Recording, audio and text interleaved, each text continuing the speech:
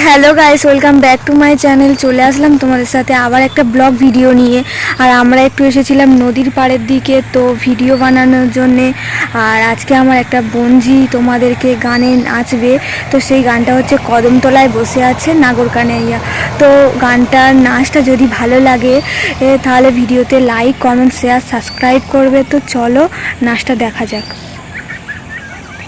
নাগর কানহাইয়া কদম তলে বসে আছে নাগর কানহাইয়া জয় বিনোদী রাধা রানী কোমর দুলাইয়া আহা কোমর দুলাইয়া।